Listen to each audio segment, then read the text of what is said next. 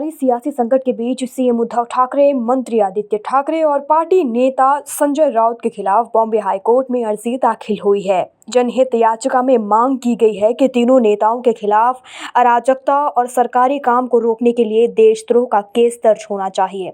यह अर्जी सामाजिक कार्यकर्ता हेमंत पाटिल की ओर से दाखिल की गई है। उन्होंने अर्जी में मांग की है कि अदालत ठाकरे पिता पुत्र और संजय राउत की ओर से प्रेस कॉन्फ्रेंस करने पर रोक लगाए। इसके अलावा एकनाथ शिंदे गुट के मुद्दे पर महाराष्ट्र के अलग अलग हिस्सों में घूमने पर भी रोक लगाई जाए।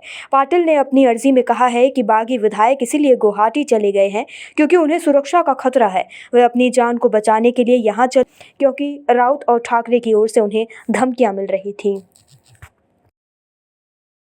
शिंदे गुट के मुद्दे पर अलग अलग हिस्सों में घूमने पर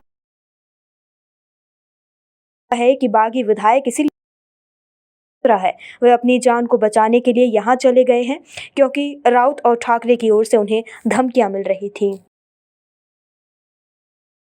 शिंदे गुट के मुद्दे पर महाराष्ट्र में जारी सियासी उठापटक के बीच उद्धव ठाकरे का गुट दावा कर रहा है कि गुवाहाटी में बागी नेता एकनाथ शिंदे के साथ मौजूद विधायक उनके संपर्क में हैं। हालांकि अब शिंदे ने उद्धव गुट को खुला चैलेंज देते हुए कहा है कि जो भी बागी विधायक उनके संपर्क में हैं वो उनके नाम बताएं। एकनाथ शिंदे ने शिवसेना नेताओं के उन दावों को खारिज कर दिया है जिसमें कहा गया था कि 15 से 20 बागी विधायक उनके संपर्क में हैं। उन्होंने मंगलवार को कहा, सभी विधायक हमारे साथ हैं। अगर शिवसेना कहती है कि यहाँ मौजूद विधायक उनके संपर्क में हैं तो उन्हें उनका नाम बताना चाहिए। शिंदे पहली बार गुवाहाटी में होटल से बाहर पत्रकारों से आकर मिले। उन्होंने कहा कि हम हिंदुत्व और बाला साहेब ठाकरे के विचारों की राह पर चल रहे हैं और हम अभी शिव सैनिक हैं। तो कहा, यूपी की योगी आदित्यनाथ सरकार की तरह बिहार में नीतीश सरकार भी बुलडोजर की कार्रवाई के बाद अब एंटी रोमियो स्क्वाड की एंट्री कर रही है। बिहार के किशनगंज से इसकी शुरुआत की जा रही है। इसी के तहत किशनगंज के एसपी समेत थाना इंचार्ज ने एंटी रोमियो टीम के साथ शहर भर में स्कूल और कॉलेजों के सामने भीड़ लगाने वाले युवकों की खबर ली। साथ ही जो बिना किसी कारण यहां खड़े या उन्हें सख्त चेतावनी दी गई है और उन्हें भगाया जा रहा है। एंटी रोमियो स्क्वाड की टीम ने शहर के डुमरिया गर्ल्स हाई स्कूल के पास कुछ युवकों को खड़े देखा तो पकड़ लिया और उनसे आने की वजह पूछी। जब कोई जवाब नहीं ठीक से मिला तो उन्हें सख्त लहजे में चेतावनी देकर छोड़ दिया गया। वहीं टीम ने नेशनल हाई स्कूल के सामने खड़े युवकों से जानकारी भी ली।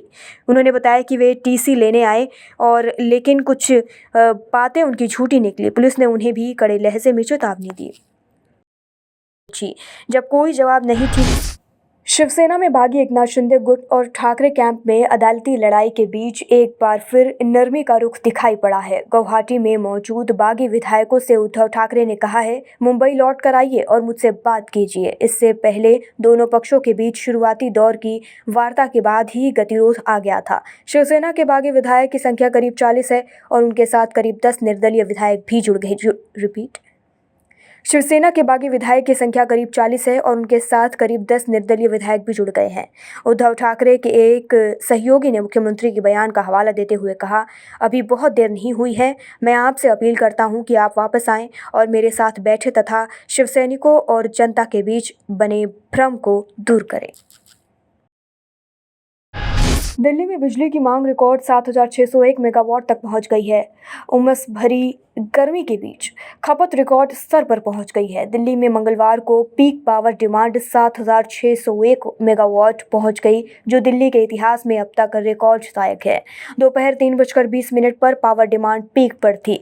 दिल्ली में पिछले हफ्ते मौसम काफ़ी सुहाना हो गया था और तापमान 30 से 45 डिग्री सेल्सियस तक नीचे आ गया था। हालांकि इस हफ्ते फिर से गर्मी तेज़ी से बढ़ रही है और तापमान फिर से 40 डिग्री तक पहुंच गया है। दिल्ली में मानसून 1 या 2 दिन लेट हो चुका है। मौसम विज्ञान विभाग का कहना है कि मानसून दिल्ली में 30 जून या 1 जुलाई को दस्तक दे सकता है। दिल्ली में 30 जून या 1 जुलाई को मानसून की पहली बारिश हो सकती है।